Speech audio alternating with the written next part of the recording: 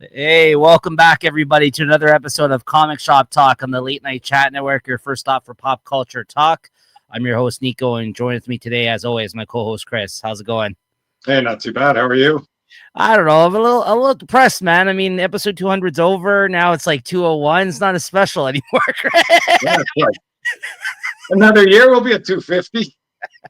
I mean, what are we doing here, Chris? Oh, no, not that's well, that's gonna be a while for 250. That's another 2 years or something, right? No, that's a year. That's a No, year. 52 weeks, yeah. Yeah. So this time next year, yeah, well, I guess we'll be able to celebrate in person once again.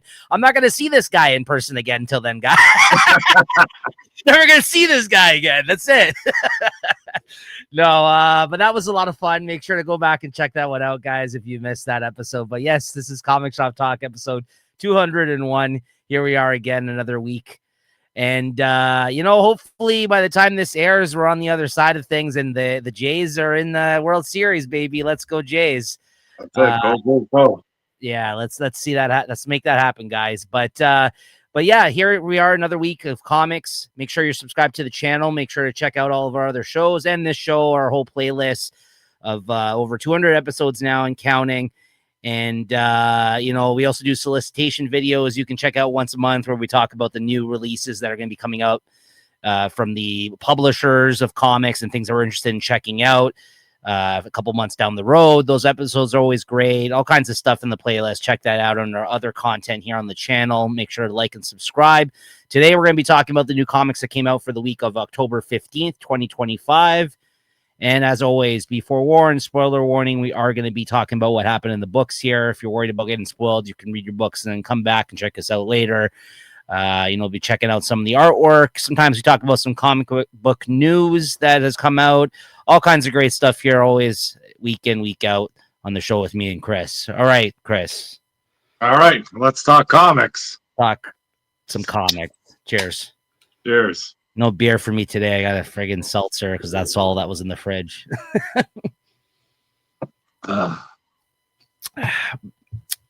Alcoholic seltzer, at least, right? But I mean, got to go grab some. Yeah, I hope so. Like, what are you doing? 200 episodes? This is how you just changed it all up now. All right. So, first up on the dock here today, let's talk about some of these number ones in the X-Men Age of Revelation, Chris. We got to start off strong. All right. Before we get into this.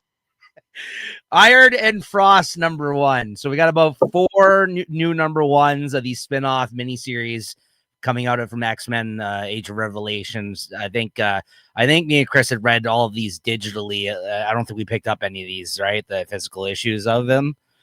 Did you pick up anything? Yeah, I picked up. We'll talk about Rogue and Storm. Oh yes, yeah. For Iron and Frost. The best thing that happened to these two characters was when they got together for the end of the Krakoa era. I thought that was great. That got me back into buying Iron Man comics. So I was kind of excited. With Iron and Frost, they could be back together again. It sort of starts out that way, but what do? Of course, they freaking do the worst thing possible: tear them apart, having them freaking fight each other in a story I don't really care about. I don't even care what's going on in this freaking Age of Revelation. It is just way too much baloney business. And, it's a decent story. It's if this was like, one side adventure of this Age of Revelation, but we got another 4 more coming out next week. Get out of here. I mean, unfortunately, Jerry Duggan didn't write this, who wrote that whole thing with these two characters, Emma and Tony. And also, I don't think Emma and Tony, they weren't on opposite sides of each other during this issue. I think the other people were in the issue, though. But I think... I think that's where it's going to end up. Okay, maybe. The way it ended, who knows? But I will say it did make me miss that period of comics, that period of time, talking about those books with you on the show, in the tail end of the Krakoa era and how good that Iron Man series was, at least in our opinion, the Jerry Duggan Iron Man series, and how that was a great tie-in, and how this whole relationship between these two, or the fake relationship that, he clearly had feelings for her by the end of it, was a really great period of comics. I actually really enjoyed that story a lot. That happened between X-Men and Iron Man, and Jerry Duggan was kind of writing both the titles at that time. But This is not that, unfortunately. Yeah, I agree with you, Chris. I mean, listen, it wasn't the worst out of the 4 number ones we're going to talk about here today, but it wasn't the best either. So, I mean, it had some all right art. I'm not familiar with the writer who wrote this. There is an interesting part that happens where Emma almost gets killed and then she has to stay inside of her diamond form, which is something that's been done before, but it's kind of interesting because it's around her heart, and it is, like from the Iron Man movie, it's similar to that where he has to kind of suck the metal away from his heart. So it kind of reminded me a little bit of that. And then Iron Man shows up at the end here in the future, and I don't know what the hell's going on with him, his get up. He looks like he's all gold or something at the end there. I don't know what that was. That's kind of where we left it. But he did try to save her during this, like try to protect her during this whole fight, and there was reference to that period of time. So it did make me miss that period. I was a little interested to see what happened with this miniseries just because, we were a fan of that, but unfortunately you just can't go back home again sometimes, right? And at this point is, we're jumping to the future too, right? So it's not like these two have been together that whole period of time. It's been a long time since then. But yeah, this is how he shows up at the end, and who the hell knows what's happening. Iron King. What'd you give this? 3.25. Yeah, I think that's the correct rating for this one. Yeah, 3.25 out of 5. Next up, we got Rogue Storm number 1. I picked up, where is it? Yeah, there it is. Kind of got this Ivan Talavera cover blind. It's not a bad cover, but I definitely liked a lot of his previous covers before, which led me to buy this one blind. And, I wasn't really too interested in this story to begin with. And it just even gets worse once you get in there. Rogue Storm, both popular characters. And, I've been enjoying the Storm run. And I guess she's like some, whatever, Storm god now or something. And she's kind of taken over her side of the world. And I don't know, like if she's a prisoner in herself, because there's at one point that you kind of see her all chained up. So, that was an interesting scene. And then you get into this rogue stuff. It's not even the real rogue. It's a rogue clone. No, she's split in two, right? There's like something where there's like 2 rogues, Rogue Red and Rogue Green or something stupid. Yeah, go out of the blue. Yeah, of course, there's no, like, nothing hinted at this anywhere. Just kind of a little side panel. Oh, yeah, Rogue split into 2 people, and Rogue Red was jealous of Rogue Green and kind of went out her way, and she's got no powers or something. Once again, it's a decent story, but just too much. I like the story, but I can't be buying this. I actually thought this one was terrible. I really didn't like the art in this one. I thought the art was inconsistent in certain spots. It looked pretty loose. The artist is playing fast and loose on some of these pages. I'm just like, yeah, I don't know. It doesn't really look that polished here. Certain other areas, it just didn't look good. I didn't like these versions of the characters that they presented us with in this story. And unlike, let's say the Jed McKay one where he set up it with the prologue of them in the future and in this Age of Revelation, everything like that, which I've actually been enjoying so far. This actually was one of those situations, and some of these number ones have felt like this, where if they're not really presenting us with a great story from the get-go, because they're not really giving context to a lot of the situational type stuff that's happened with these characters, because we're just kind of jumping into things, which kind of worked. Let's say in Jed McKay's favor, I thought the way he did it worked pretty well, and you don't need to know everything. You just kind of go with it. This was just like, it did feel like we were in the middle of a story where the only thing I got to take away from this is that everyone's at war. The rogue, like you said, the whole thing of her being split up was stupid. I just didn't care for this one at all. I thought this was one of the worst ones that come out this week. And then the art kind of made it even worse for me as a result, because I didn't really like the art either. So that was not a saving grace for this issue. I know sometimes we say, hey, at least the art was good. Not the case for me on this one. No, this was a big flop. So I don't know. I don't know what to tell you guys, but don't check this one out. I won't be reading any more of this. Or the Iron and Frost, I could maybe see myself digitally reading the second issue, maybe, because I'm a little bit more interested to see what happens with those characters. This is not no bueno. Just like what'd you give this, Chris? I'll give it a 3.25 again. No, I'm going lower. I'm going 2.75 on this. I was Ooh. maybe going on a 3, but I didn't like the art. The art was, I didn't care for the art on this one, and I can't. What's the artist's name on this? You have the issue in front of you. What is it? Let's see. I don't have it. I can just pull it out. Not on the cover, but who's that? Roland. Oh, Roland Boschi. Yeah, that makes Boschi. sense. I've never really been a big fan of his stuff. He's very inconsistent. So that's why I wanted to know the name on it, not so I can talk shit about him more, but just to say, like, yeah, okay, that makes sense. I've never really been a big fan of his art, so that makes sense. Next up, we got Unbreakable X-Men #1, which is, I guess, the continuation of, like, this is the Gail Simone Uncanny X-Men book team, I guess, in the future. Like, that's her writing this one. What'd you think of this? Even worse, even crazier.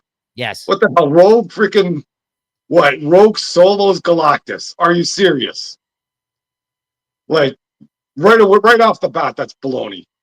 And then it just gets even freaking baloneyer from there. I don't know. She turns into a statue or something. You got freaking, I don't know, Galactus zombies coming after him at the end. And then it's all these, you get to see these stupid characters, I didn't like to begin with, sort of be a bit grown up. That might be the only kind of saving, I don't even want to call it a saving grace, but something I might have found a bit interesting is, at least was tied to the Uncanny X-Men, which I did stop reading because I didn't like it either. So, yeah, I can't say much on that either. Unlike Rogue Storm, and these two books this week were really battling it out for the worst of these #1s. I agree with you, Chris. But unlike Rogue Storm, Lucas Wernick drew this one. It looked great. Yeah. It looked great. This is the artist that was working on the Storm series previously. I'll give it that, but not worth checking out still. Like, take a flip through this in the comic book shop. Don't pick this up. Or, like, if you can find it cheap, if you're really that interested in reading all these, maybe. But yeah, it looked awesome. Lucas Wernick is really good. I really like his art. It's just like, this is unfortunately not the right story for him. Well, I mean, like, again, like, I think he draws the characters well. It's just not a well-written story, or not our interest clearly isn't there, maybe. But I also really, like you said, I didn't really care for Gail Simone's Uncanny X-Men. And again, this is just her writing a future version of these characters she was writing in Uncanny X-Men. And then, like, Gambit was the main character of the book after Rogue died there, whatever. Yeah, sad all the time. Okay, I get that, but and he sucks. And, like, it's kind of cool. It's kind of a cool look. Maybe it's the artist I'll give credit to there. If he designed it, like, the whole idea of him being blind and stuff, I thought was interesting, I guess, because, like, what is Gambit really gonna do if he's blind? Like, you know what I mean? Like, but then you had to read his stupid Cajun talk the rest of this issue. Yeah, not closely too. Jeez Louise. At least only one person. Like, but it's like, I don't think she has a good handle on him talking to the Cajun stuff, though, is what I'm saying. Like, I don't. Oh, yeah, for sure. It's brutal. I've read Gambit before, and he didn't sound this bad. I'm just like, this is terrible. All our accents were terrible. That's one of the reasons I stopped reading the Uncanny X-Men. Couldn't figure out what's, between Rogue and Sugar and all this. And then Remy LeBeau here talking like it's like he's in the Deadpool movie the whole time. Right. It was funny there, but freaking you trying to read this stuff. They made it a joke in the movie, right? But yeah, this is not good either. What'd you give this? Yeah, I'll stick to my guns. Let's give them all 3.25s. I'm gonna give this a 3. It's a bump up from 2.75 because of the art on this one. Lucas. Yeah, Lucas Wernick. Yeah, good art, but again, between the Rogue Storm and this, these were bad, really bad.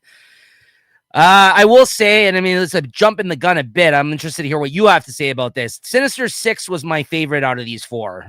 Quite honestly, I think it's the only one that had some merit to it, the storyline, for me at least. What'd you think? I think this is the first one I read out of all of them, so maybe I had the highest expectation. But once again, the good thing I want to, I heard, Black Cat's going to be in this. What do? They freaking turn her into a furry. But who wants to see that? Nobody. Maybe the furry lands do. You know, I like seeing the characters. What's that, Misty and whoever her friend is. You know, and they're all out. You know, it seems to be an isolated story. Colleen Wing. That's Yeah. Where did we see them last? Weren't they part of? They were part of like the Beyond era with Spider-Man. Yeah. So you know, it was nice seeing those characters again. But you know, it's sort of like an X-Force team, I guess. You know, they're sort of all trying to do Black Ops to try and find the cure, and Mr. Sinister's there. I still don't get Mr. Sinister if he wants to be a good guy or a bad guy. I know they're trying to, I know, have him ride some razor's edge, but it just seems to be boring now. And it wasn't good. I mean, I disagree only because, again, we're comparing these all to each other, I guess, because we're talking about them all right now. I think this is easily my favorite out of the 4 this week. It wasn't amazing, but I do like the cast of characters in this one. And I thought the story that they were telling with them having to deal with this virus, the X, whatever it's called, the X mutant virus thing that they are saying is Apocalypse's son is responsible for, and the reason for this team, and the whole idea of like Mr. Sinister having all these people that were like mutated as a result of the virus. And I actually thought like there was a good story behind what was happening in this issue, as opposed to we're going to jump in the future and these other issues and like the characters are changed and everything else. These other people, for the most part, weren't mutants to begin with. So the fact that they're working on this team now with like being altered as a result of the virus and then being under the guise of the Mr. Sinister thing, I actually thought this was enjoyable. But again, I might be just like pumping it up because it's better in comparison to all the last 3 ones that we just talked about that came out this week. But I would definitely read this next issue of this one. I thought this one was okay. Between the last 2 weeks of these number ones, these spinoffs, I think there's been about one I've been interested in out of every week. There's been like 3 or 4 of them. So this is definitely, I think, the winner out of these 4. But again, not saying much. It's still not amazing either. But what'd you give this? I have a comment I want to say, but it might be a little bit on the dirty or nasty side. Go ahead. But it'd be like if I took 4 shits and I like this one best because it had corn in it, you know? I like that. Never heard that one before. I'll give it 3.25. You know, at least I digest well. I'll give it a 3.5. Which, if you're keeping score, I gave the other ones much lower. Yeah, I'll be checking out the next one of this one. I thought this was all right. All right, next up we got One World Under Doom number 8. Yeah, I don't think I got my copy this week, but RB Silva, I think, variant here. You know, what can you say about this One World Under Doom? You know, I think we talked about it a bit long in the tooth. I forget what's going on here. I think, doesn't Doom freaking beat them all again or something? Like, what's her name? Valerie or Valeria? She's trying to kind of talk Doom off the ledge.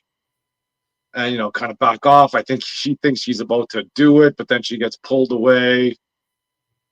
And then, you know, then just hearing that there's going to be more of this stuff in the new year, that they're going to keep on building on this story. It's like, whoa, maybe they got to back off on some of this stuff. You know, you're going to freaking kill the Ultimate Universe and you're going to keep this going. Are you guys serious?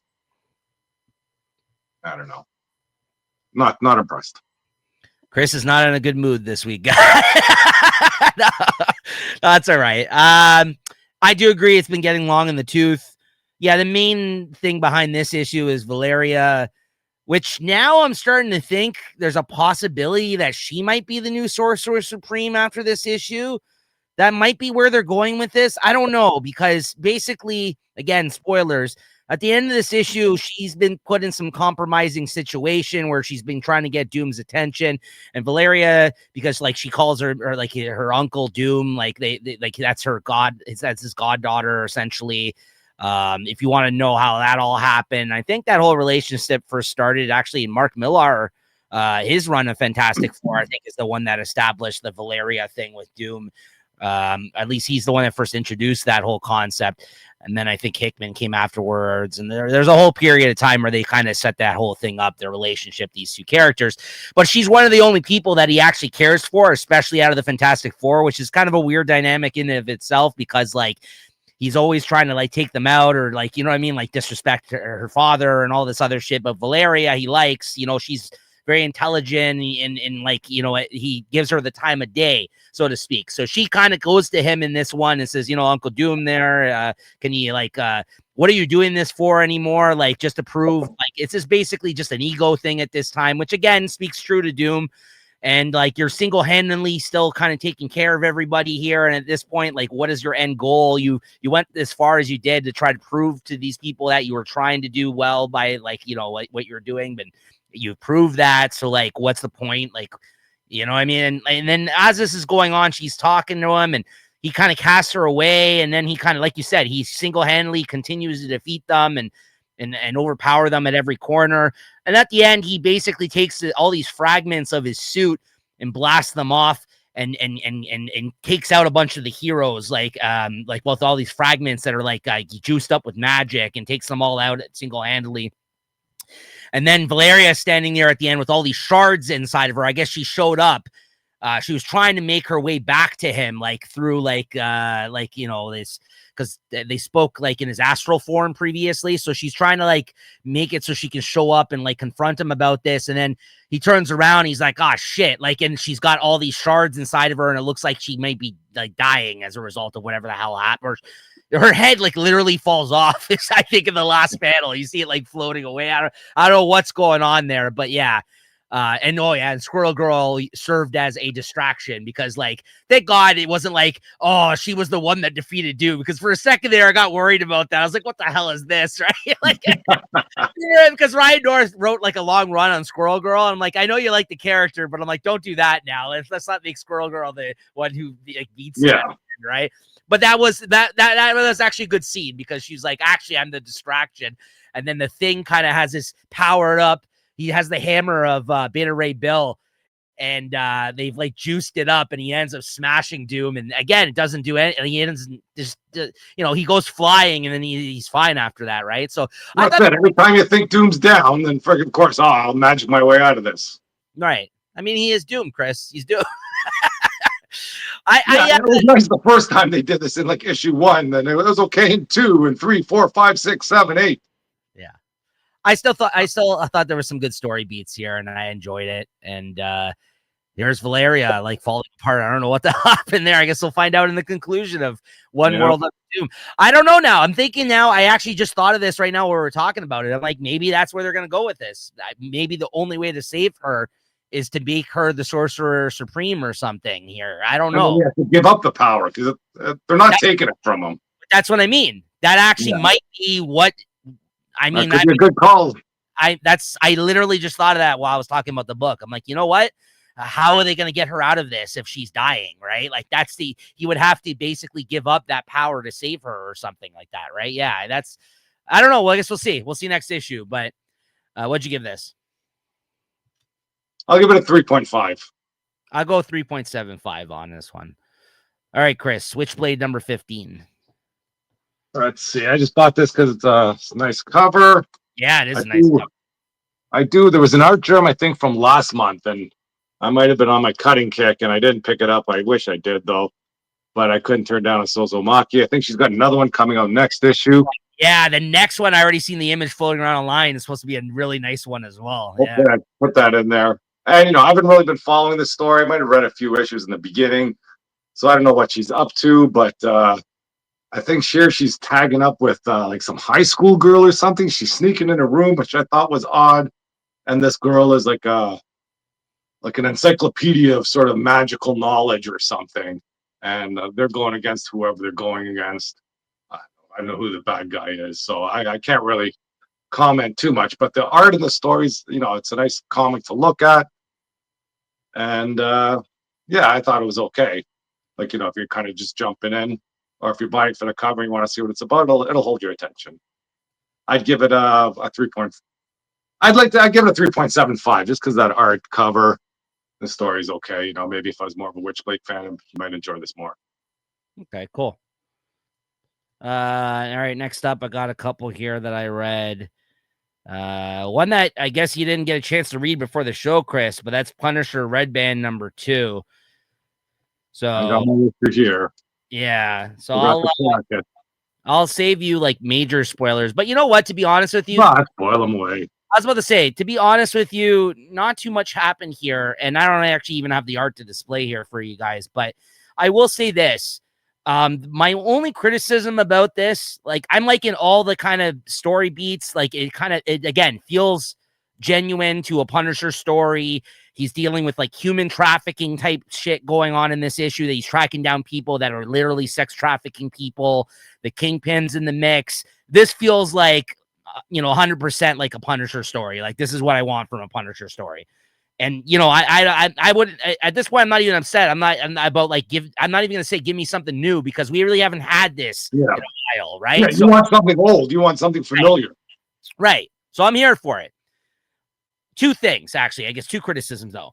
One, I don't feel like they're really taking as much advantage of this red band shit on this series as they can. There's a couple of gory moments, like someone gets his hand blasted off by him at one point and his hand's all mangled and you can see the bone and shit. But like, I feel like they could have amped it up a little bit more. Like I was questioning what the hell the regular version of this comic even would be other than this one in terms of the red band stuff, right? So that's one criticism. The other criticism is too, I don't feel like we're getting enough Punisher in this comic. There's a lot of setup of things going on in this, and there's a lot of action and a lot of high-speed action, like only that Benjamin Percy really excels at kind of doing this kind of stuff. Like he's good at that kind of stuff, like action movie kind of beat type stuff. And we do get some moments with the Punisher in this. I just felt like we should get more. Like there's a lot of inner monologue type of stuff happening with the Punisher in this story and setup where I'm just like, okay, I need some more payoff of stuff happening next issue. Like he takes out a bunch of people in this issue. Don't get me wrong, but it's like while he's in a car chasing down like a truck and shooting the tires out, and then we see like a double page spread of an explosion, and it's just like it's almost like he's taking the approach that other writers have done with the Punisher, where like they make him like a force of nature. Like you don't see him all the time, right? So like it's a choice clearly. Like and you do see him. He's up close and personal in a few of these scenes in this issue. I just feel like there's all this setup happening in the thing where we're not seeing it from the POV of the Punisher the whole issue through. And at this point, I really just would like that. You know what I mean? So it's really. I don't know if those are fair criticisms or just like my personal kind of like what I'm looking for in a Punisher comic. So anyways, it wasn't a bad comic. I'm liking this. I'm enjoying this Punisher miniseries.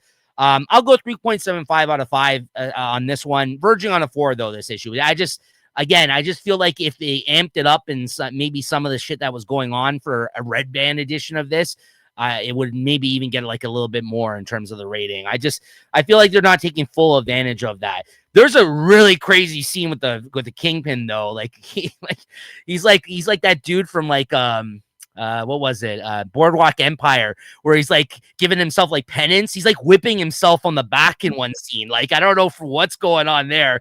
You see him like at home and he's massive in this story. But all of a sudden he starts giving himself the lashes on the back.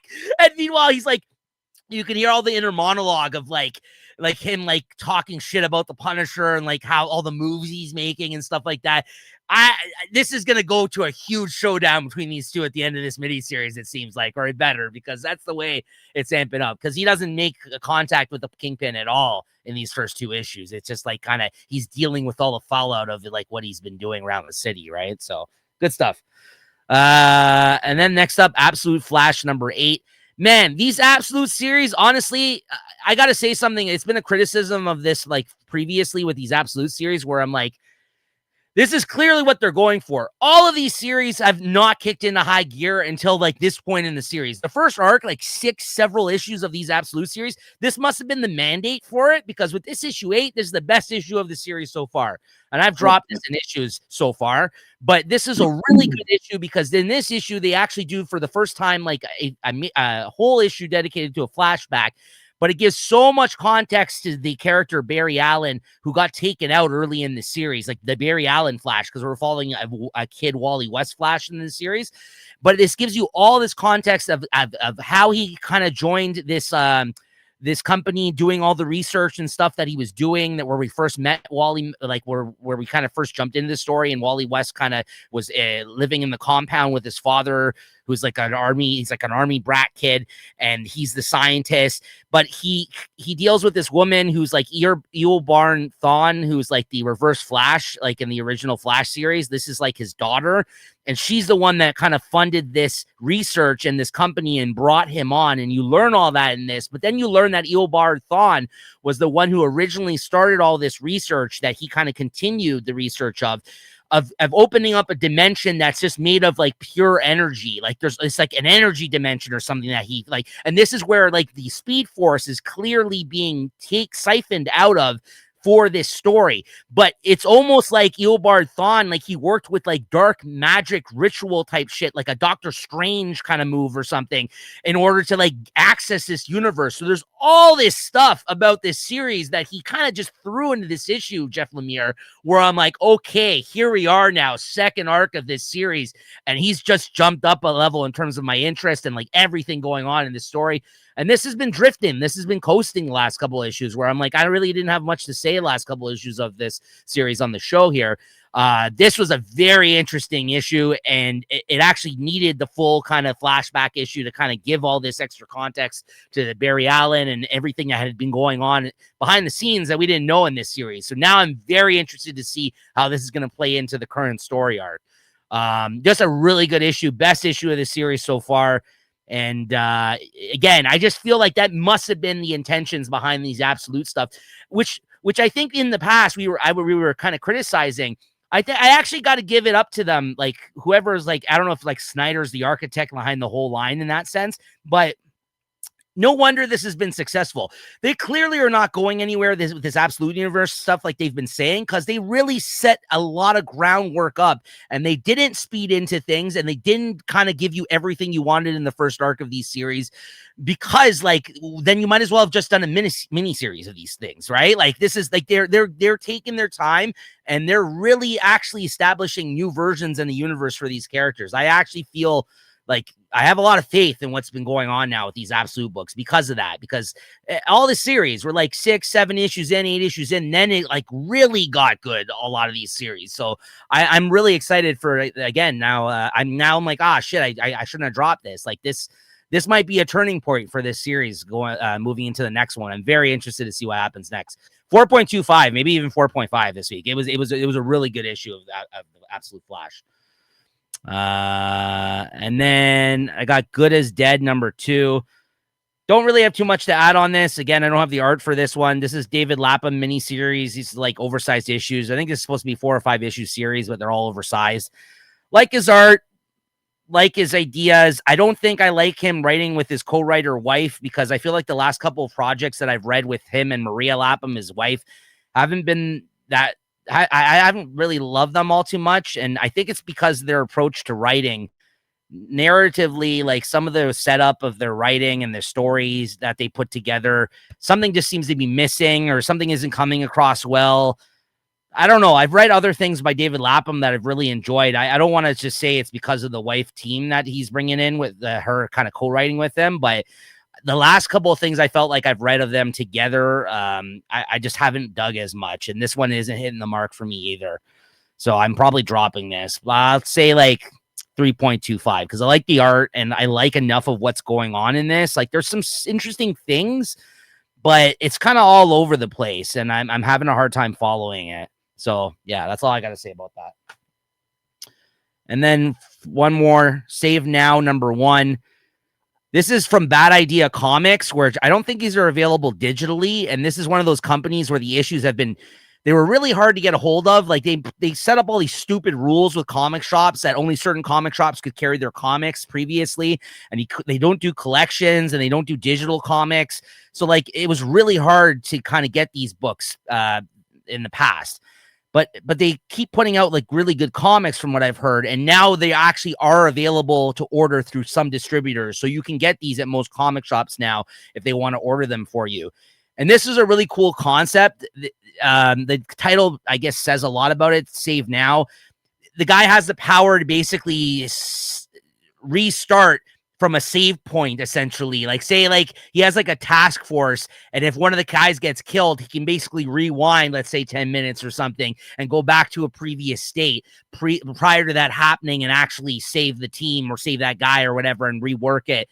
And they're at a point in his life now where they're in the future, 10 years in the future from wherever they start in this comic. It jumps ahead, and it's like an apocalypse end days type scenario, and he can't figure a way out of it. And he's like, I can't, every time I go back, he's like, and I rework the year or 2 years before, it actually shaves it off of his life. That's the only thing. It doesn't affect everybody around him. But say he goes back 2 years, he lives for 2 more years to the point he gets to that same spot. So he's getting older, and he can't figure a way out of this apocalypse-like scenario that they're stuck in. So in this comic, he's trying to figure a way out. And at the end of it, he's like, you know what? I've had enough. I'm just going to go back and live my life with my wife, and we're going to have a kid. And that's kind of where they end off the issue. And it looks like he's abandoning all hope. He basically says to them in the future, I can't fix this. So I'm going to go back. And they have this whole scene where you saw that he cheated on his wife, and then he rewound it. And then it feels like it didn't matter, but he's like, yeah, but it matters to me because I know I cheated on my wife, even though my wife doesn't know that I cheated on her. So it's like a really interesting concept. I really liked it. The art was really good. It's Thomas Giarello on art, Matt Kint writing. Really good. I'll also give this a 4.25 this week. The only problem is, again, I don't think this is available digitally. You got to get your comic shop to order these comics from Bad Idea Comics, but they're really good if you can track them down. This is definitely the best one that I've read. I haven't really been talking about them on the show because I feel like they're not as accessible for everybody to pick up, and I don't want to kind of put something out there that people can't check out. But if you can find this series or get your own shop to order it, this is really, really good. I highly recommend this one. All right, Chris, Wonder Woman 26. More the Mouse Man knows. I think this is coming to an end, which I don't mind. I didn't mind this issue. I thought it was decent. I guess it gives you a little history of how this Mouse Land came to be. You know, if you can suspend your disbelief that this would actually happen, then, and just kind of follow along with the story, it's not so bad. But from what I understood, was it like just, this guy he's got some utopia, and whoever wants to go can go. And then there's, I guess, one guy, I don't know if he had some sort of powers or something. And I guess he's the one that becomes the Mouse Man, and then how things sort of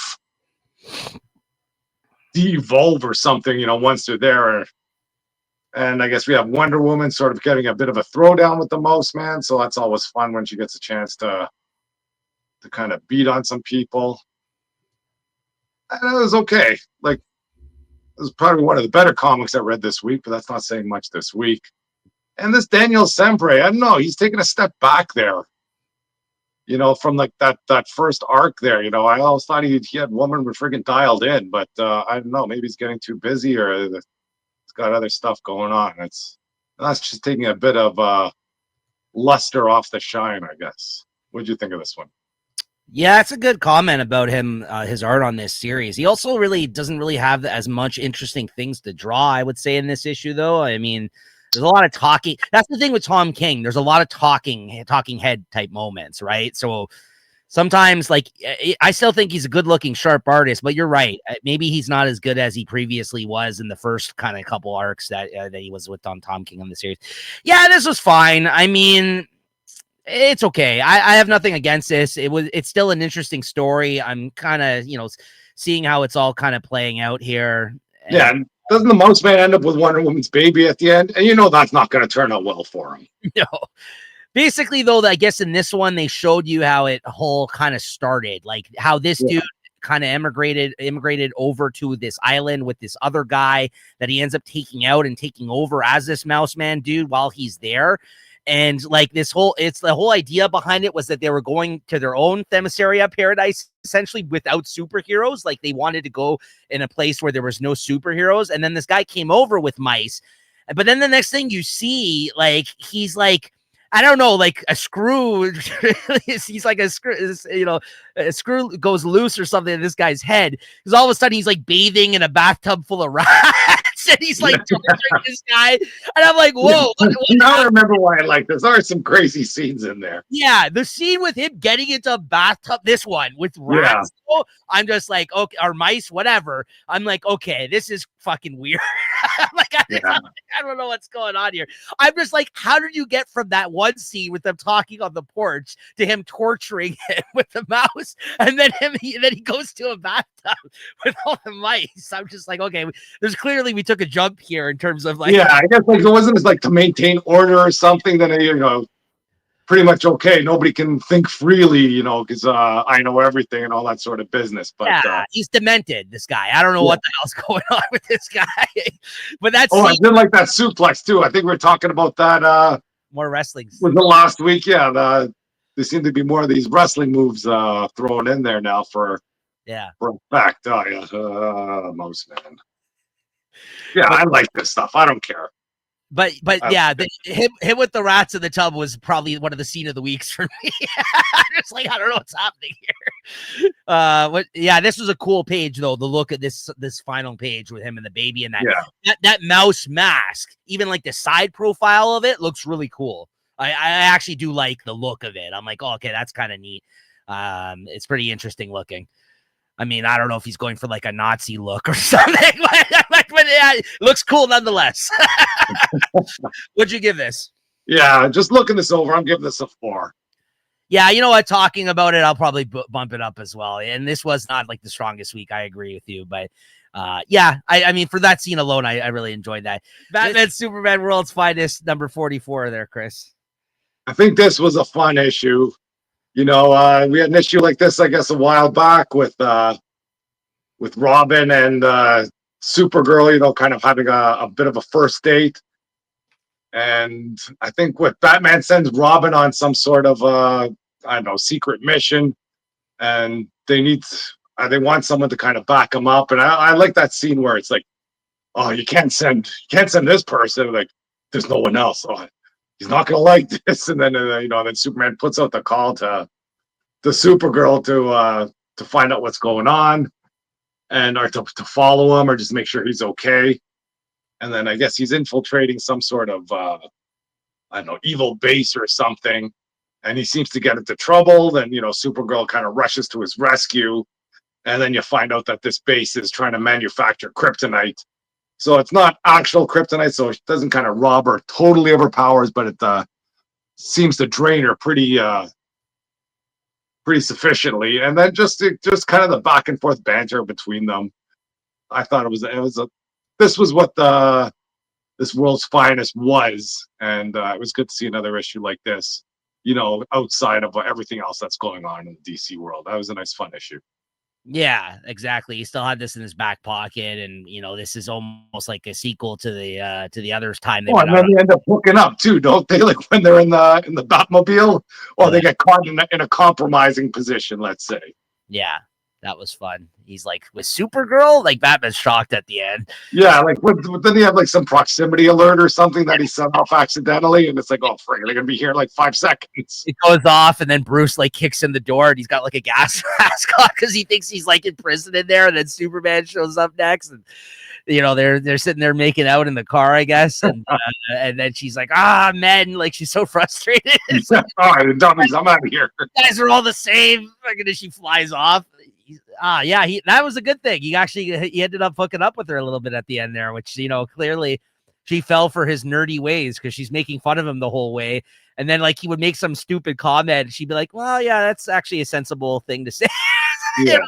It was like she kept like saying like little things. She's like, "Oh, actually, I like that," So he grew on her, right? So it's just funny because they're making this is Dick Grayson in this one, right? Like where I feel like Dick Grayson, we always know him as the ladies' man, right? So the fact that they're portraying him as like, not doing well with Supergirl is pretty funny to me because there's so many other people like Starfire and like Barbara and all these people that he was able to hook up with over the years in the comics. But yet he was struggling a little bit here with Supergirl, but I guess he's young at this stage too. So good stuff. What'd you give this? Yeah, to talk about something, give us a 4 as well. Yeah, it was fun. 4 as well for me. Invincible Universe Battle Beast number 6, and I got 2 covers for this one. I got the Ryan Otley cover. Of course, I've been getting all the A covers with Ryan Otley, but this is the one of the. I think this is the first issue where I was only gonna get this cover at first, and I'm like, nah, I can't. I got to get all the Otley covers. So this is the only one I've gotten 2 covers for. I had to get the Sean Murphy cover.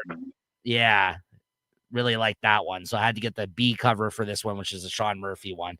One of the few artists I would get outside of Otley on this series. But what'd you think of this, Chris? Is this going to be an ongoing series, or is this just like a limited run? So that's the only disappointing thing at the end of this. Not that I needed this to go on forever.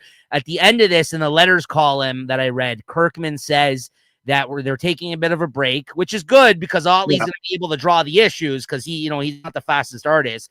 It's gonna be like a 5-month hiatus. So this will be back. Yeah, coming back in March or something. Exactly. Yeah. So I'm okay with that. Like, and the way it ended looks like they have some big plans. Looks like the Invincible Universe part of things is going to be coming more into the storyline with some of the Viltrumites there at the end of the issue. But I think once March comes along, I'm jumping back into this. I should never jumped out.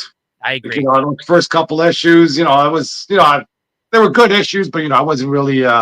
I thought this was just going to be Battle Beast roaming through there. I wasn't too familiar with him, and I'm not really too familiar with this whole Invincible Universe. But it was just him. I thought, I'll just sit this one out. If it's just going to be him kind of floating through space, beating everybody up, what happens in this issue. But it's just awesome when he does it. He has the battle with the Colossus sister, I think, and she's kind of taking him lightly. And he kind of proves to be more of a threat than she thinks he is. The battle it's just great stuff. It can't go wrong. My only maybe complaint might be sometimes you don't even know what's happening just because there's so much going on in those panels. Like it's all just covered with that green blood all over the place. Like this is what a red band should be. When you're talking about what Marvel's doing for red bands, they either got to retire that red band or really just crank it up to 10. They're using this red band at like freaking 3 or something, but well, that's another story. But anyways, here everything's going on. They have that battle, and I like when he takes the chunk out of her. Just even the banter between them while they're battling is great. And I guess that Colossus feels that she kind of mistook him for what he was and kind of tosses him away. And then that brings us to the robot and the prince there. Even these characters I thought I wouldn't care about. And, I'm happy to hear their little, they're back and forth with each other. And, they seem to be realizing that they may be friends. And, I did like, when whatever the prince, I forget what his name is, that little alien. He's like, oh, I don't know what happened to Battle Beast. He's my friend. And the robot's like, yeah, don't worry. He's not. Don't believe it. I just kind of shut that down right there.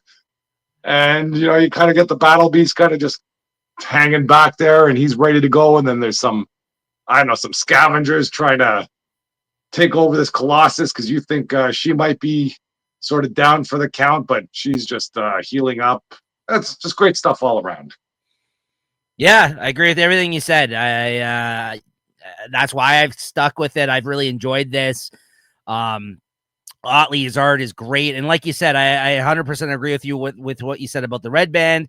And Otley, he excels at that kind of thing. He is the type of artist that Kirkman, through his time on Invincible with him, he's really good at drawing all the blood and guts and kind of like gore and violent kind of action scenes that you can do in a book like this with a character like this. And it makes sense and it looks great. And it's detailed. And I've kind of grown to enjoy the side characters in this as well.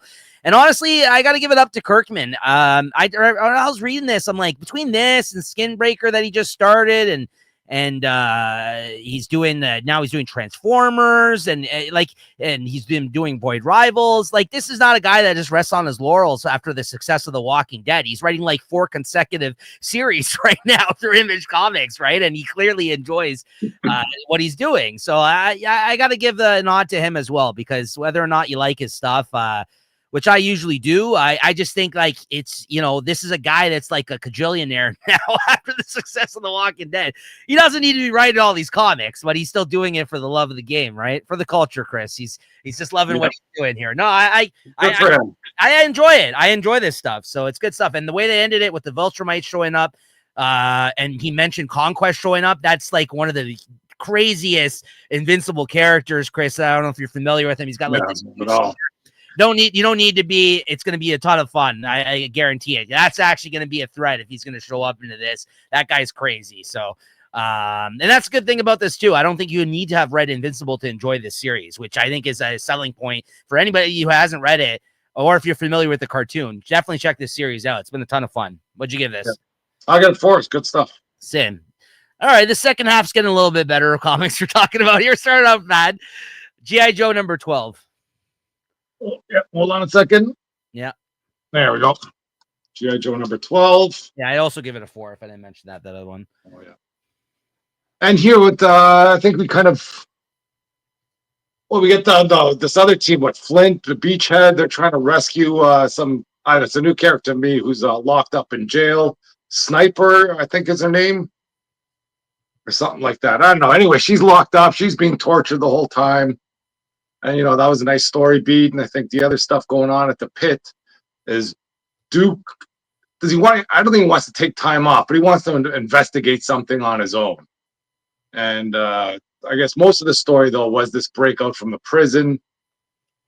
And the sniper, she was hired to kill somebody, and they kind of go in and rescue her. Then she kind of finds her way out, let's say. And I forget who the character was. There's that sort of Amazon type woman there that was beating on her the whole time. And then she was kind of going for the final kill. But that sniper, the Joe's kind of rescue her. And then she's like, no, I can't go. I don't know if she's trying to say that this was all part of her cover to kill that blonde girl.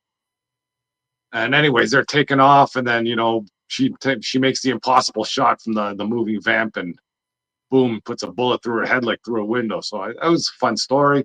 And then I guess this is sort of setting up some sort of inner conflict at the Cobra base, where Destro, he has this uneasy alliance with Cobra Commander, and he might be trying to pit the Dreadnoughts against Cobra Commander. And I guess there's that Dreadnought war coming up, so I guess that tracks. But all around good stuff still. Yeah, another solid issue. I don't really have too much to add to what you said, but I'm still enjoying this, and I'm looking forward to this Dreadnought War storyline. And again, just, I think, as we mentioned, I think last week or whenever we talked about it, when like they had reported that comics are at an all-time high between all like some of the gimmicks and maybe comic lines that they've been doing. Once again, I think the Energon stuff has been solid. And I can understand why people are kind of all in on this stuff, and all the books have been quality. You put good writers and good artists on it, and some interesting stories come out of it, and everything's interconnected. This is, it's working all well together, and I'm enjoying it. And this is, another good issue. Well, yeah, Major Blood too. That's nice. Yeah, that was cool too. And is that the what the hell is that? The name of that big machine again? The big vehicle.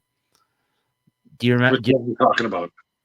There's a big vehicle that they kind of pointed out in this one. I forgot, like that they showed in this. I think there's a name for that Cobra vehicle. I forgot the name of it though. But anyways, look back in that. Yeah. What'd you give this? I got 3.75. That's good stuff. Yeah, 3.75 out of 5. All right, next up we got Godzilla Destroys the Marvel Universe number 4. Yeah, I think I missed a few of the first issues, but this is a fun issue. Like, I don't know if they should be selling this thing at like whatever the price is. If this was like a $2 comic, I think it'd be worth it. It's Godzilla's, I don't know what he's just freaking rampaging through the world. And you start out in Wakanda there, and T'Challa's got some sort of plan. He's got a whole bunch of heroes there ready to go, and he's lured Godzilla, I guess, to Wakanda. And to get there, he's got to go through the ocean, which I guess they reference there, and then he's on the beach, and you have Hulk there with some pin particles, and he freaking injects them. So that was a nice throwdown between Hulk and Godzilla. He's got some, Hulk's throwing around some weapons, so that was fun to see. I don't really know why Hulk got shut down, but whatever Godzilla did was able to shut down the Hulk. And then Namor comes back, and he's ready for round two. And I like the way they write Namor here. This is the way he should be. It's like, very kind of arrogant and confident all at once. He's like, hey, you came through my kingdom, and you killed some people here. The punishment for that is death. And he's riding some hidden kaiju from the depths there, and he sicks that on Godzilla. And all of this is a stalling tactic so they can get some new Wakandan robot out there. And that was kind of, I don't want to say it was good, but it's definitely fun. You have, who's going to fly this thing? And then what T'Challa's like, it's going to take all of us. And then you show the robot, and you basically have like every hero. It's not even like, like the Power Rangers or anything, or Voltron. We got 5 of them. There's like 10, 15 of them in there. I think they're like in every joint. You have Quicksilver and North Star. I guess they're the speedsters. I don't know why they're in a feet. I don't know if they're on a treadmill. They're powering this guy or what. I do like when, what's that? Was it the Black Panther takes Cyclops? Okay, I got this room ready for you. He's like, what the heck is this? Looks like a cell. And it looks like it's just some kind of magnifying place for his optic blast. And he kind of loads that chamber, and that lights up the shot. And we're going to have a throwdown, I guess, between this, I don't know, Power Ranger and Godzilla, which, that's right up the Godzilla lore's alley. So can't complain about this. Yeah, it's just a lot of fun, honestly. And you're throwing all these, throwing everything at the wall and seeing what sticks here. I mean, he's leaving nothing, no stone left unturned in terms of the things that they are using and the heroes that they're using against Godzilla in this storyline. So it's been a lot of fun. This is one where if I bought it, I wouldn't have been disappointed at this point. It didn't start out as great as I had hoped, but at this point in the series, it's been fun. So, I mean, I didn't end up buying this past the first issue, but I kind of feel like, I wouldn't have been upset if I did stick with it. But yeah, this was fun. I did quite like this. And yeah, I'm a Power Rangers fan from back in the day. So the whole idea of this like Megazord type of thing with all the heroes in it was fun. So good stuff. What'd you give it? This is how the series should have started. You're going to backtrack. Yeah. Right there. Not this, kind of, let's build the story. Like, get enough of that. That's every comic book now is their 5-issue arc. Okay, we're going to build this, and then, the fifth, fourth issue is going to be decent. The fifth one's with the banger. Like, start out with a banger once in a while.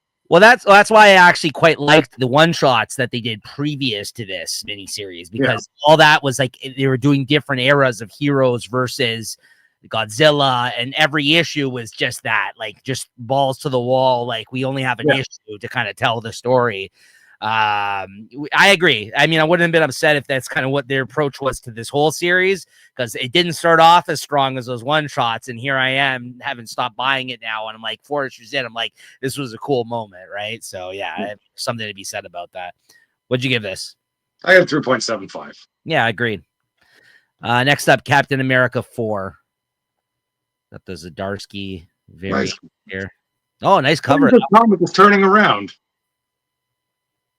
I think I can't tell you what happened in this one here. I might have to see some of the pages, but I remember reading it. I wasn't upset with it, let's say. And this was before I read all the X-Men comics, so maybe I was still in a good mood. But what's going on here? This is the wrap. Yeah, this of the Doom. With the other Captain America, he almost he has to kind of choose sides. Because when they figure out what the true plan was for these Howling Commandos, and it wasn't there to rescue anybody, basically was to kill everybody, because the U.S. government and they're pulling out. Dr. Doom, they're in cahoots, and whatever. Maybe Latveria's gone rogue, but they can't have this information out there that they're all in cahoots and all these hostages where people that have known this and they start killing each other, or the rest of the team just starts offing all the hostages. And it was good to see that this new Captain America does have a conscience and he fights back against them. Because, I thought it'd be the old sort of the old trope there. We're going to have the new fight, the new Captain America fighting the old Captain America. Looks like these guys might be on the same side of the fence, and I'm looking forward to see that. Although he did have to kill a bunch of people at the end of the issue, though. In order to do that, he kind of had like a bloodlust moment at the end there. He got it. He was stuck in a compromising situation, and then Captain America is not this Captain, or the Captain. Yeah. America, and he had to kill some people. Like he's in the military, right? So like it was just like, okay, so. That was the twist at the end, was just like, he was just like, oh, what the fuck did I just do? I just killed a bunch of people, and he's just standing, right? So, I'm enjoying this direction now. I wasn't too keen on in the first few issues, and maybe this is moving into somewhere I might enjoy. I'm still not 100% sold on this series. It is on the, this is a phrase we haven't used in a while, but it's on the chopping block right now for me. I am going to say that. I'm probably going to give it another couple of issues, but like you said, by the end of the issue, I was like, okay, that's pretty interesting. There was some really great looking scenes with him against Doom in this issue. So there was some stuff to like, but I just, as a whole, I don't know if the storyline, the direction of what they're doing has been working for me up to this point. We've had a hard time kind of trying to find our footing of like, what time does this take place in? What's the continuity here? What is this? Like, there's another Captain America. You're telling stories in the past. You're telling stories in the current day. So, like, there's a real world element. There's like the superhero element. So I'm just really, there's been a lot going on in this series. But I have faith in Zdarsky. I do like his stuff generally. I'll give him a couple more issues, but it is on the chopping block just because I'm like, do I need to be buying this? Is really my issue here. Like, I don't know if I do. I could just be reading this digitally, maybe, and picking up a collection somewhere down the line. We'll see, but I'll give it to the end of like the 6-issue arc, because they write for the trade these days, anyways, right? Usually, so interesting ending though. Yeah, like you mentioned, yeah, Doom gets exposed there, his face gets knocked out, and this is kind of where we leave him. He's in a bad spot. This guy at the end of the issue. Yeah. What'd you give this? I'll give it 3.75. It was okay. Yeah, 3.75 out of 5. And then Amazing Spider-Man number 14. Oh, where'd my copy go? Great A cover. I really like this one. Yeah, that's great for an A cover. That's a Glinton, right? Out of nowhere. Mm-hmm. It comes out of the woodwork. I know what he's been doing the last few years. Hopefully something good. And what's this? Still the Norman Osborn Amazing Spider-Man. You kind of get him regretting what's been going on, or I guess after the talk with all those kids there, he's kind of thought that he's a failure. I get the inner workings of what's going on in Norman Osborn's head, and then don't you have what Peter? Oh yeah, you have the stuff with Ben Reilly and Hallows Eve, or what's her name? Is it Eva or Janine? Good. Yeah, it's Janine, right? Janine, yeah. Yeah, so kind of what's going on in their sort of relationship, because as Ben Reilly's out there pretending to be Peter Parker, it looks like he's getting sort of all handsy with, maybe not handsy, but flirting around, I guess, with his boss there, and she's inviting him out to dinner, and I guess Janine's sort of calling him on that, and sort of you get an idea of what they kind of think about what's going on outside of the situation. Anyways, Peter has dinner with the boss. Norman shows up. He wants to talk to Peter about, I guess, what he thinks is Peter. He's under the impression that this is still Peter Parker. I gather, right? No. He actually comes up to him. Oh, yeah. He knows that Peter's gone. That's right. Yeah. He just wants to talk to Ben about what's going on, I think. He wants to pull him away. Ben didn't know that he was the other Spider-Man. Yeah. That's it. He reveals that to him because we've seen them meet up with each other that one issue a couple issues ago.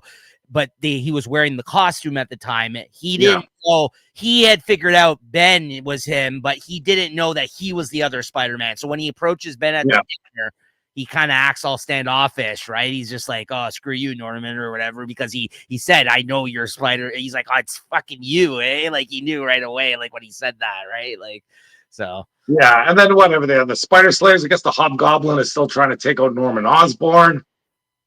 And, chaos ensues. Peter or Ben Riley, he's not really interested in kind of fighting as Spider-Man, or does he come back as Chasm here and fight, or no? He does. Yeah, I thought I saw some Chasm fighting. And Norman Osborn puts the suit back on after he said he wouldn't be on this to try and protect the innocent people from this robot or from the Spider Slayer. And I think they take it out. Oh, and then who's that? That kid, Katsumi, or I forgot what his name is. Yeah. Captain Kid with the shield, Norman kind of gives him some advice. Hey, kid, take it easy, just live your life, get out of here. And I think it ends up with the Hobgoblin saying, hey, we got to crank things up here, and this isn't going to be as easy as we thought. I think it's still good stuff. This is growing on me now. Even though it's not my favorite Spider-Man story, I think it's better than it's been for a while. And I'm enjoying the kind of the split story that they got going on here. And this Ed McGuinness, it's Ed McGuinness art, right? I think it's him and Todd Knock. Yeah, Todd Knock. Yeah. Yeah, I'll take that all day, all the time. That's fine. Both good artists on this issue. Yeah. You know what? I was just about to say something similar to what you said there, in the sense that I can't exactly pinpoint what it is like that I'm really enjoying about this, but this book just reads well currently. I don't like the story. I don't like what's going on, but I'm here for it. I wouldn't say I don't like the story, but it's not like I'm going to point to it and be like, there's not like a specific, he's just writing captivating stories. Like, I don't know. Like, for whatever reason, I'm glued into I'm glued to like what's happening in this story right now. Like, I need to know what happens next. I think the pacing is really well done. He's juggling a lot of balls in the air. I think his writing of Norman is really good. I just there's not one specific reason why I'm really digging this arc or this run in general, but it's just I am enjoying it. I think this is good. Joe Kelly's writing a good story here, and I think that's. Yeah, I feel as a sort of like I never read the Superior Spider-Man, but I think it has sort of echoes of it, except it's going to be Norman Osborn as Spider-Man, and he's not actually taking over his body, but he's trying to take over his life. Well, not take over his life. He's trying to fill in for his life. And that one part where he is kind of fighting during the day, that's when he realizes, the only time I've been Spider-Man is at night, sort of under the shadows. And when he is out there, fighting in the day, and everybody's kind of, awestruck with him doing what he's doing, he kind of realizes why Peter might be doing what he does. And, I think it's a fun beat to read about for a few issues. They better not stretch this on for like 2 years or something. Yeah. I just don't think there's anything to like a standout reason why this run's been good, but I feel like it's just been consistently enjoyable. And after Zeb Wells' run, which wasn't really well received by most people, I mean, listen, we certainly, you may deny this now. There were certainly points of that run we were really enjoying it, but then there was other parts where we're just like, yeah, this is not that good right now, and we were kind of just seeing it through because we're fans of Spider-Man. But like this overall has been pretty consistent the whole way through in terms of like, and I would say like he's been taking some big swings here and there too, or trying to take different approaches to the storyline. And I think it's been working overall. I don't know what it is. I just been enjoying the current storyline of this. And maybe it is because we just had such a long time with Zeb Wells. I think we got some good artists here too. That too. Not making it harder. That's for sure. That's true. Yeah. So what'd you give this? I'll give it a 3.75 though. This isn't great stuff, but no, I go a 4 on this. I really enjoyed this. I don't know why. I've been liking reading this book lately, so I'll give it a 4 out of 5. All right. That's gonna do it for this week of comics. What are you looking forward to checking out next week, Chris? All right, let's see what we got here. I think they have a radioactive Spider-Man. I don't know. I'm gonna probably read that, but I saw a preview for that. There was nothing spectacular that really wanted me to get it going. Let's see.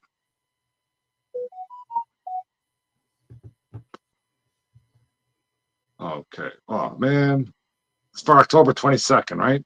Yeah. Yeah, for whatever reason, this site I'm using, I don't know, it's not picking anything up. But for Image, I think we got Void Rivals, that Exquisite Corpses, Skinbreaker 2, The Sisterhood, The Hyde Street Story. That might be it from Image. Let's see what else. That's about all I got. So I don't have the DC ones or the Marvel ones listed. So I'm gonna send you the site. I'm gonna send you the site that I use then, because so just to kind of keep you up to date. So DC, I got Absolute Wonder Woman 13. Yeah, but jump in, because some of these I'm sure you're reading too. I'm definitely getting that. Detective Comics 1102. I'm picking up. I might not talk about it on the show. Harley Quinn 55. Ninja Turtles 12. This is the last issue of Jason Aaron's run on the Turtles, unfortunately. Yeah. Big Image week. I got Creep Show number 2. Drawing Blood, finally another issue, number 9. Exquisite Corpses 6. I got Escape number 3, the Remender series. Skinbreaker 2. And then for Marvel, we got Ultimate Spider-Man number 22 and X-Men Book of Revelation number 1, which is the other series that Jed McKay is writing. Like more the main storyline. I think this is the setup for his Amazing X-Men miniseries, or is that the one that already came out? I think this is the other one that he's doing, essentially. So whatever. He's writing 2 miniseries during this period of time. The first one already came out. This is the second half right now that we're getting. And then I'm reading some things digitally. That's all things I'm picking up. But Powers 25, number 2. I might check out Justice League Unlimited, Superman 31, Sisterhood, as you mentioned, FF number 4. It's a pretty big week. And then we got the number ones for the X-Men books here. I don't know. These ones don't sound all that good. Maybe we won't read these. I don't know. Last Wolverine number 1, Omega Kids number 1. Who's writing that one? Do you have it there or no? It must be Saladin Ahmed. It has to be, right? It has to be. I'm sure. I don't have it here, but I would be surprised if it wasn't, because reading Wolverine. Radioactive Spider-Man, which I'll read, which is written by Joe Kelly as well. That one, so that one I'll read for sure. I might check them all out. And then Predator Kills Marvel Universe 3 and Ultimates 17 comes out as well. So, which hasn't been great. Probably come reading that again, just to keep let it come to an end. Right.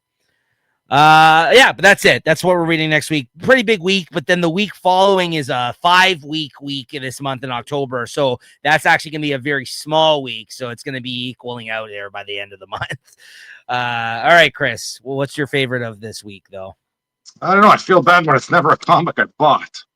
Right. Well, maybe Wonder Woman could be in the mix, but I don't think it was that great. Battle Beast was good. Yeah. What else was good out there? Yeah, I'm giving it to Battle Beast. I don't know. I might have given the Battle Beast last time as well. I don't know. Yeah, no, I mean, there's nothing wrong with that. I agree. It's in the mix for my favorite as well. It's a good book. Batman, Superman. That was a fun issue this week. Yeah, that could have been in the mix too. This Save Now book, the Bad Idea comic I talked about, was really good. But, I got to give it up to Rogue Store. No, no, I got to give it up to Absolute Flash number 8, which I'm in the same boat as you. I didn't buy that book. I've dropped it now. I read it digitally this week. But it was just a standout issue, and hopefully it turned for the series. Not that it's been bad. It's just been, coasting, I feel like, this first entire arc. And, I'm a Lemire fan, and I really was hoping for good things on this book, but it was a slow start, and I ended up dropping it. And now it's one of those situations where I'm like, okay, this is a really good issue. This is a standout of sorts that amongst the first several. And I'm really interested to see where this story progresses now. So I got to give it to that, because that made the biggest impression on me this week. About, amongst a bunch of mixed books, and then definitely some decent ones this week. We gave out a lot of 4s out of 5s here in the second half of books we talked about, but it just got weighed down by all the crap we talked about this week, too. There's a lot of bad, and that's mostly the X books that we read, unfortunately. But yeah, Absolute Flash number 8 was my favorite of the week for sure. But yeah, Battle Beast is definitely in the mix for me as well. It's been a great book. And give it up to DC, ever since, they've had so many sort of soft reboots, but after this All In reboot, it seems like they did go all in, and you know, it might have been a slow rise, but like I'm just thinking, like whatever 4 or 5 years ago, I don't know if Marvel was good, but just DC was so bad, and you know, maybe the level of Marvel hasn't changed, but everything else around them has risen. Like you know, even Image, you know what they got going on there with a lot of their issues. You know, like you say, we look at this whatever next week, and there's like you know 3 or 4 Image comics that you're really looking forward to. And I don't know. Marvel's got to pick up the pace. Yeah. It's that's honestly that's the word on the street lately as well. That amongst fans, that's especially Even let's talk about like the events here. This whatever this KO. It seems to have some legs to it. I like you know I think I looked at solicitations. They're going crazy too with what they're doing with the issues. But you know, I'm not a big fan of that. But where it's starting, it's looking decent. yeah. Yeah, I agree. Especially after all this absolute stuff. You know, it's all cyclical. I kind of feel like the pendulum swings to both sides when it comes to the big two. Like we could be saying a couple of years from now that DC's in a rut all of a sudden. You know, I feel like when we first started doing this show, that was the case, like you said, and Marvel was on top. But like over the years, and I think the core issue I feel like right now with Marvel is that their creatives on the books are not, they don't have, they were big on signing people exclusively. Then they stopped doing that. And I feel in recent years, between people going to independent books through Image, like they lost a lot of their good creators to Image now. And I feel like maybe DC, I don't know if they pay better. They may, I'm not sure, or just people are more interested in kind of the things going on over at DC, or the relationships that they've built with the editors over there. Whatever it is, there has been a change in the guard where I feel like the creatively, like in terms of the writers that they have working for them, and especially the writers, I would say, and even some of the artists, Marvel is just not where they usually are in terms of their talent. Like top tier talent is not really present as much at Marvel as it is at DC. And I think that's why, right? Like, I think. Yeah. Well, I heard they have Joshua Williamson is coming to start a new Iron Man series. Oh, I didn't hear about that announcement. I Okay. think so. I'd have to double check that. I think if I remember that correctly. Right. But that's another series that's been rebooted freaking 4 or 5 times since I started reading comics already. Yeah, I just think the problem was like the reason why maybe we were getting such good stuff out of them for a while too is because they used to be big on signing people exclusively in contracts and stuff like that. And then like I feel like all those contracts ran up because they fell by the wayside. Yeah. They don't want to do that anymore, and neither do creators, though, right? Like Jason Aaron was shackled there for so many years that towards the end of his time there, I felt like he was creatively spent. Like that was his Avengers period where he was on the book forever. And then towards the end, you know, he did some good stuff on Avengers still, but like most of that run was not that great. And I was just like, he needs to I don't know what's going on here. And then as soon as he left there, he started doing, things at DC, things at IDW, the Turtles. Like, you know, I'm just using him as an example, but like there were some people that just spent so much of their careers. Hickman's come and left and come back and come back. You know what I mean? Like he's hopefully they can do something like that, you know, where they just kind of, be like, get heroes for hire, or writers for hire. Yeah. You're gonna write this up here for a while. You want to stay? I just think that like they, and Wade was over there for a period of time, but now he's just all DC. So it's just like, Bendis left there.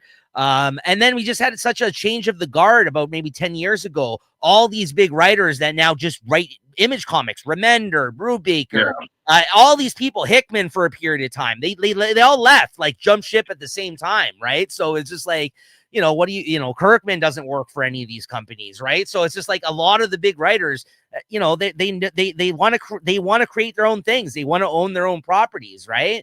And then the other half seem to be working for DC that are really good, right? So it's just like, I don't know what to say. Like there's a problem though that you and me are not actively enjoying or reading.